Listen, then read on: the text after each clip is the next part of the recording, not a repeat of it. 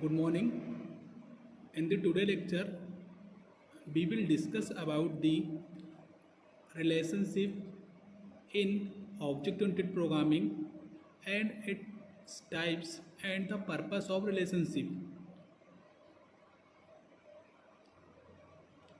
The outlines are scheme, syllabus, what is relationship, what is inheritance, and why do we use inheritance, and after that I will conclude the lecture. So the first topic is relationship. As we know that in our day-to-day life we manage so many relationships like fathers and child, brothers sisters, husband wife, and friends, and so many relationships are exist in the world. In the same way, in object-oriented programming, there are some relationships are exist between the classes, or we can say these relationships are between the objects of the class. So, in object-oriented programming, the relationships are classified in four categories. The first one is inheritance, association, aggregation, and composition. If we write a program in C++ or any other object-oriented programming, in that programming language, there can be four type of relationship. That may be inheritance, that may be association, that may be aggregation, that may be composition. All these relationship is based on is a relationship, has a relationship, and part of relationship. Next is inheritance. Inheritance is one of the key feature of object-oriented programming in C++.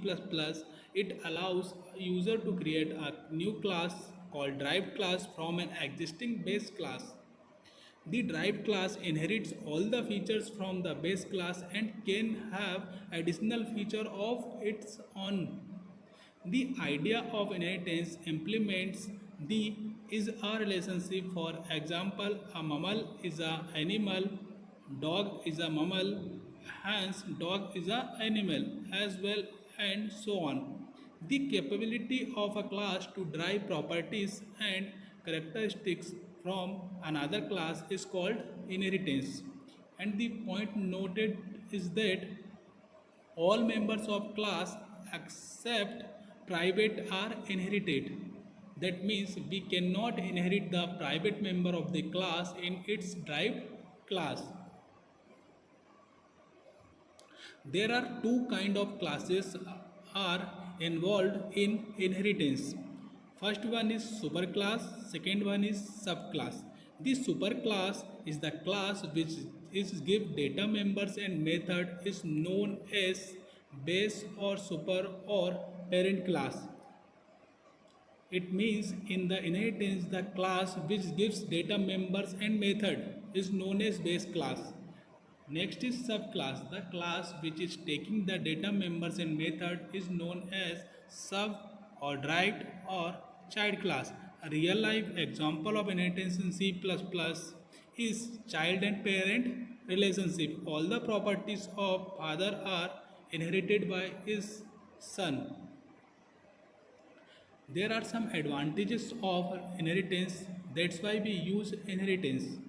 The first advantage is inheritance promotes reusability. When a class inherits or derives another class, it can access all the functionality of inherited class. Next is reusability, enhanced reliability. The base class code will be already tested and debugged. Next is as the existing class is reused, it leads to less development and maintenance costs. Next, inheritance helps to reduce code redundancy and support code extensibility. Next, application development time is less. Next is application take less memory. Next is application execution time is less, and the last is application performance is enhanced. So there are some disadvantages of using inheritance. The first disadvantage is inherited functions work slower than normal function as there is indirection. Next is improper use of inheritance may lead to wrong solution. Third is data member in the base class are left unused which may lead to memory wastage.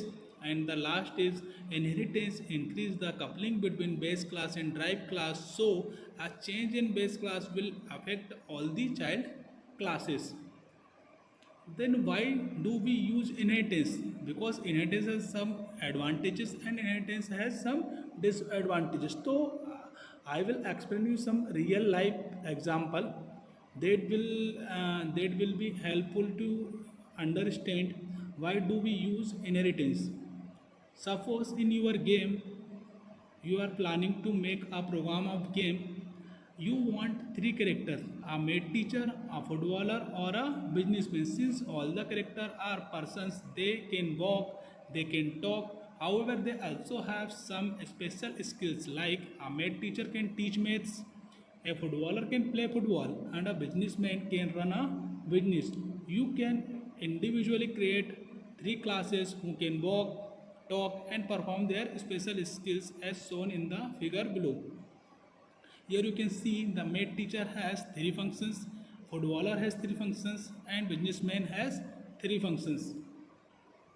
In each of the classes, you would be copying the same code for walk and talk for each character. If you want to add new feature, you need to implement the same code for each character. This can be easily become error prone and duplicate codes. It had to be a lot easier if we had a person class with the basic feature like talk, walk, eat, sleep, and some special skills to those features as per our character. This done using the inheritance, or this can be done by using a creating a base class named person, and a person can talk, walk, and eat. It is important to remember when working with inheritance, each type class should satisfy the condition where it is a base class or not.